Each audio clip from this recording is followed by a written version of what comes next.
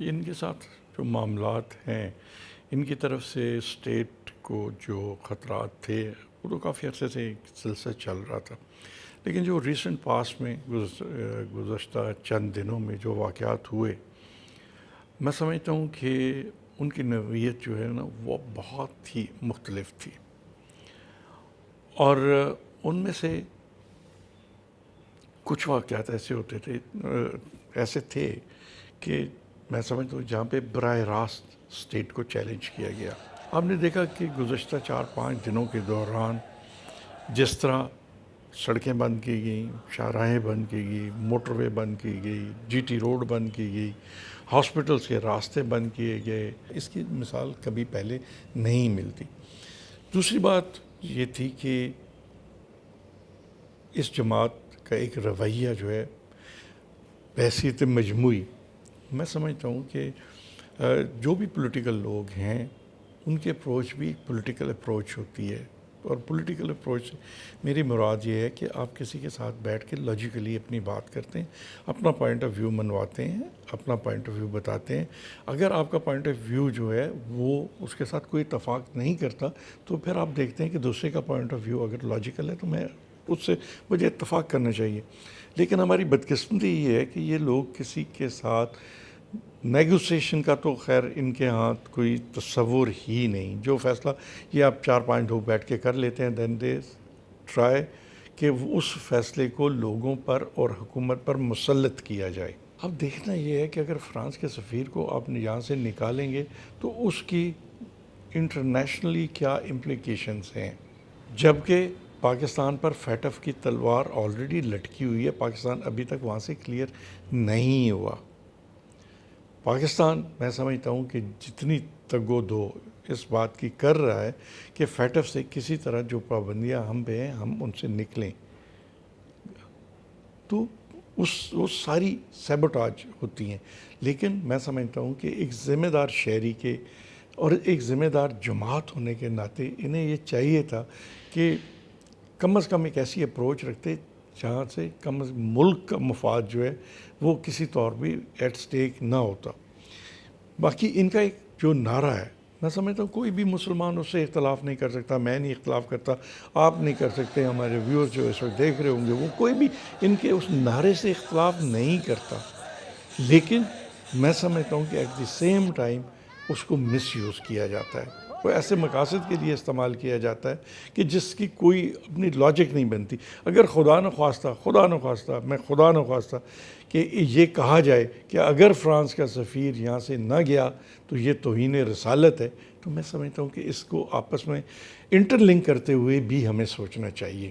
Federal government اور provincial government کی مذاکراتی ٹیمیں جو جوائنٹ تھی ان کے مذاکرات ہوتے رہے، میں ان کا حصہ رہا۔ میں نے زندگی میں گورنمنٹ کو اتنا لینینٹ ویو رکھ کے نیگوشیٹ کرتے نہیں دیکھا جو ان کے لیے کیا گیا، لیکن جس طرح میں نے پہلے گزارش کی ہے کہ ایک ہٹ درمی اور ایک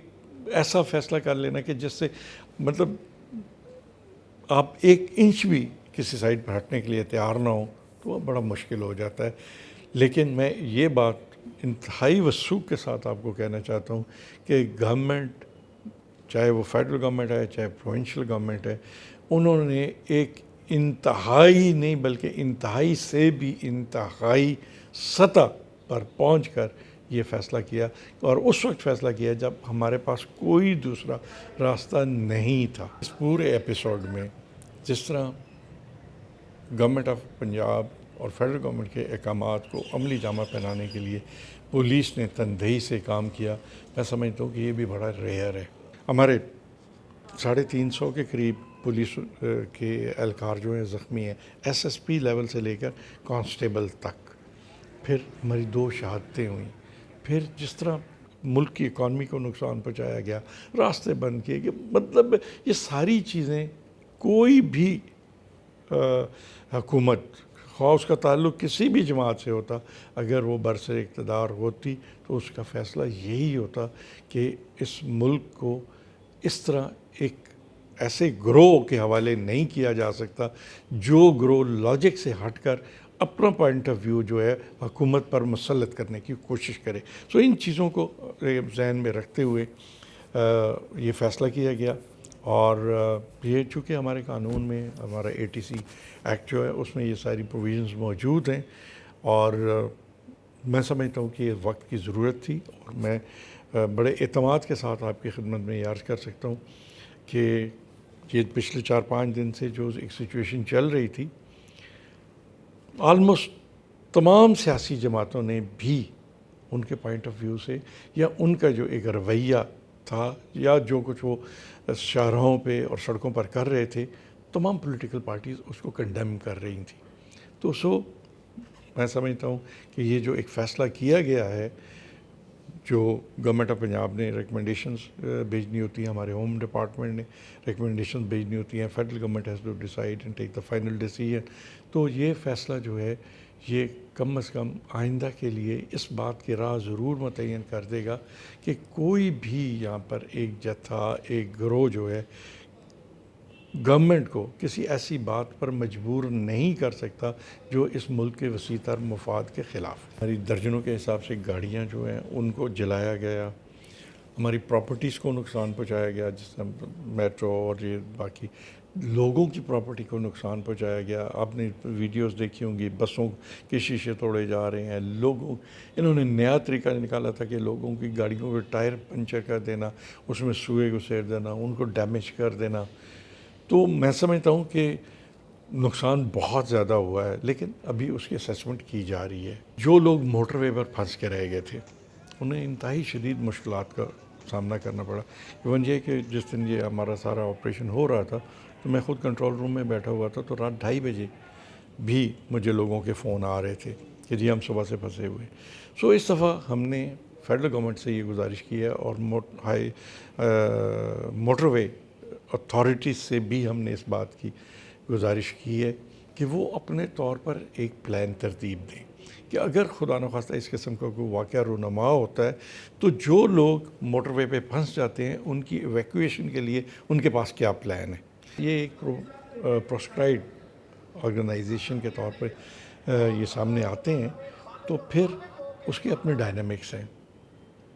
اور اس طرح اس کو ان کو مد نظر رکھتے ہوئے پھر فیصلے کیے جائیں گے. اور میں سمجھتا ہوں کہ یہ انتہائی بدقسمتی کی بات ہے کہ جو ایک نیک مقصد کے لیے،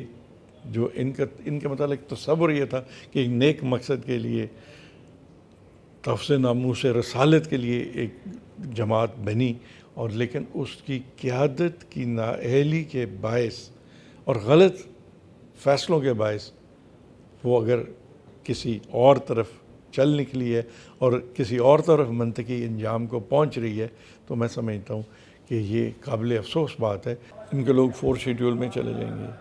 پولیٹیکل سرگرمیاں ان کی نہیں ہو سکیں گی، اجتماعات ان کے نہیں ہو سکیں گے، انسٹیٹیوشن جو ہیں ان کے ان پہ